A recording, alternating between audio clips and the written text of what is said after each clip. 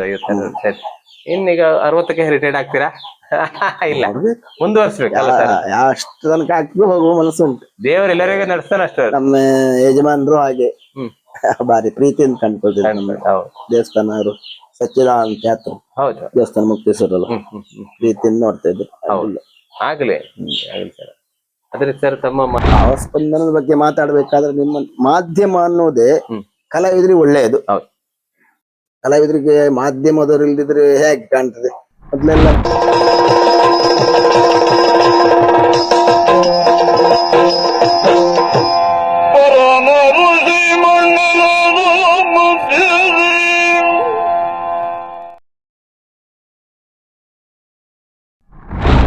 ದೂರ ಅಂದ್ರೆ ಈ ಲೋಕಲ್ ಆದ್ರೆ ಮಾತ್ರ ನಾವು ಇಲ್ಲ, ನನ್ನ ಬೈಕಲ್ಲಿ.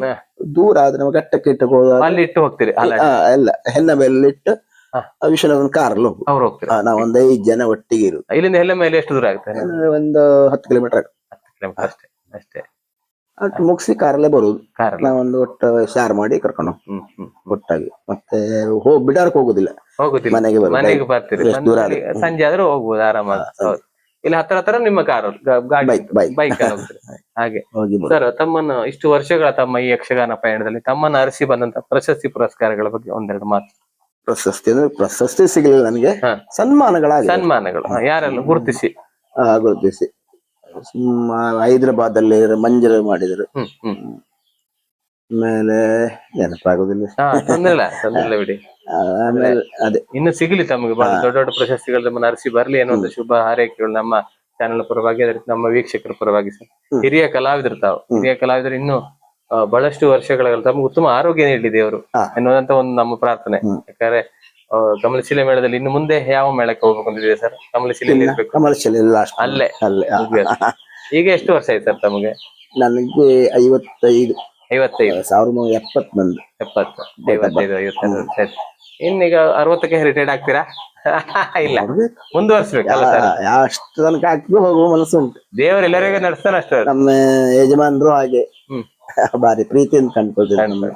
ದೇವಸ್ಥಾನ ಅವರು ಸಚ್ಚಿದಾನಂದ ಕ್ಷೇತ್ರ, ಹೌದು, ದೇವಸ್ಥಾನ ಮುಕ್ತೇಶ್ವರಲ್ಲ, ಪ್ರೀತಿಯಿಂದ ನೋಡ್ತಾ ಇದ್ರು.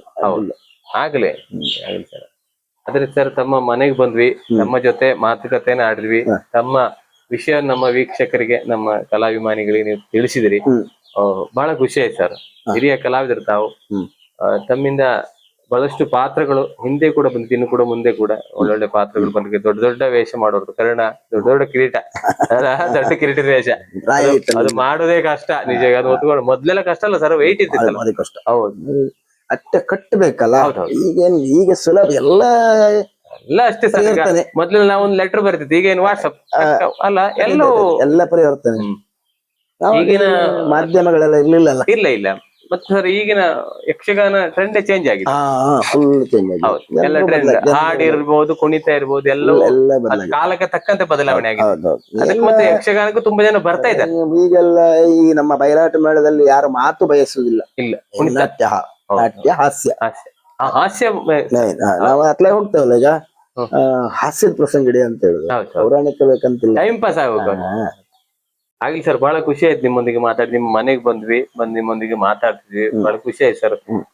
ನಮ್ಮ ವೀಕ್ಷಕರಿಗೆ ಬಹಳಷ್ಟು ವಿಷಯ ತಿಳಿಯಪಟ್ಟಿತ್ತು ನಿಮ್ಮಿಂದ, ಅಂದ್ರೆ ನಿಮ್ಮ ಕಲಾ ಪಯಣದ ಬಗ್ಗೆ. ಹಾಗೆ ನಿಮಗೆ ನಮ್ಮ ಚಾನೆಲ್ ಪರವಾಗಿ ಪ್ರೀತಿಯ ಧನ್ಯವಾದಗಳು ಸರ್. ಅದೇ ಸರ್, ನಮ್ಮ ಭಾವಸ್ಪಂದನದ ಬಗ್ಗೆ ಏನಾದ್ರು ಮಾತಾಡ್ಲಿಕ್ಕಿದ್ರೆ ತಾವು ಮಾತಾಡ್ಬೋದು. ಭಾವಸ್ಪಂದನದ ಬಗ್ಗೆ ಮಾತಾಡ್ಬೇಕಾದ್ರೆ ನಿಮ್ಮ ಮಾಧ್ಯಮ ಅನ್ನೋದೇ ಕಲಾವಿದರಿಗೆ ಒಳ್ಳೆಯದು. ಕಲಾವಿದರಿಗೆ ಮಾಧ್ಯಮದವರು ಇಲ್ದಿದ್ರೆ ಹೇಗೆ ಕಾಣ್ತದೆ? ಮೊದ್ಲೆಲ್ಲ ಮಾಧ್ಯಮ ಇಲ್ಲ, ಇಷ್ಟೆಲ್ಲ ಪ್ರಚಾರ, ರೇಡಿಯೋ ಒಂದೇ ಇತ್ತು. ಅದು ಯಾರೋ ಒಬ್ಬೊಬ್ಬರಿಗೆ ಇಂಟರ್ವ್ಯೂ. ಈ ಮಾಧ್ಯಮ ಅನ್ನೋದು ಒಳ್ಳೇದೆ, ಲೆಕ್ಕದಲ್ಲಿ ಒಳ್ಳೇದೆ. ಇದರಿಂದ ಕಲಾವಿದನಿಗೂ ಅವನ ಪ್ರತಿಭೆಯನ್ನು ಹೊರಚೊಲ್ಲಿಕ್ಕೂ ಆಗ್ತದೆ. ಹೌದೌದು, ಅವ್ರ ವಿಷಯ ತಿಳಿಸ್ಲಿಕ್ಕೆ. ನಿಮ್ಮ ಈಗ ಮನಸ್ಸಿನ ವಿಷಯ ಎಷ್ಟೋ ಬಹಳಷ್ಟು ಕಲಾವಿದನ ಪ್ರತಿಭೆ ಅನ್ನೋದು ನಿಂತ ನೀರಾಗುದಿಲ್ಲ, ಅರಿಯುವ ನೀರಾಗ್ತದೆ, ತುಂಬಾ ಜನರಿಗೆ ತಲುಪ್ತದೆ. ಎಲ್ಲ ನೋಡ್ತಾರೆ ಹೇಗಿದೆ ಅಂತ. ಖಂಡಿತ ಸರ್, ಖಂಡಿತ. ಆಗ್ಲಿ ಸರ್, ಬಹಳ ಖುಷಿ ಆಯ್ತು ತಮ್ಮೊಂದಿಗೆ ಮಾತಾಡಿ. ನಿಮಗೆ ನಮ್ಮ ವೀಕ್ಷಕರ ಪರವಾಗಿ, ನಮ್ಮ ಚಾನೆಲ್ ಪರವಾಗಿ ಪ್ರೀತಿಯ ಧನ್ಯವಾದಗಳು. ಧನ್ಯವಾದಗಳು. Thank you. ಇದುವೇ ಭಾವಸ್ಪಂದನ, ಇದುವೇ ಭಾವಸ್ಪಂದನ. ಆತ್ಮೀಯ ವೀಕ್ಷಕರೇ, ಜನಪ್ರಿಯ ಯಕ್ಷಗಾನ ಕಲಾವಿದರು ನಾರಾಯಣ ನಾಯ್ಕ್ ಸರ್ ಅವರ ಪತ್ನಿ ರತ್ನ ಅವರು ಇದ್ದಾರೆ. ಅವರು ತಮ್ಮ ಯಜಮಾನ್ರ ಬಗ್ಗೆ ಏನ್ ಹೇಳ್ತಾರೆ ನೋಡಿ. ನಮಸ್ತೆ ಮೇಡಮ್. ನಮಸ್ತೆ. ಏನ್ ಹೇಳ್ತೀರಿ ಮೇಡಮ್, ನಿಮ್ಮ ಯಜಮಾನ್ರು ಹಿರಿಯ ಕಲಾವಿದರು, ಬಹಳಷ್ಟು ವರ್ಷಗಳಿಂದ ಯಕ್ಷಗಾನ ಸೇವೆ ಇದ್ದಾರೆ. ಅವ್ರಲ್ಲಿ ಇರ್ಲಿಕ್ಕೆ ಕಾರಣ ನೀವು, ನಿಮ್ಮ ಸಪೋರ್ಟ್. ಅವ್ರು ಹೇಳಿದ್ರು ಮಗನ ತರ ನಮ್ ನೋಡ್ಕೊಳ್ತಾರೆ. ಹಾಗೆ ನಾವು ತಿಳ್ಕೊಂಡು ನಿಮ್ಮ ಹತ್ರ ಒಂದು 4 ಮಾತಾಡ್ತೀವಿ. ಹೇಳಿ ಮೇಡಮ್, ನಿಮ್ಮ ಯಜಮಾನ್ರ ಬಗ್ಗೆ ಏನ್ ಹೇಳಿಕ್ಕೆ ಇಷ್ಟಪಡ್ತೀರಿ?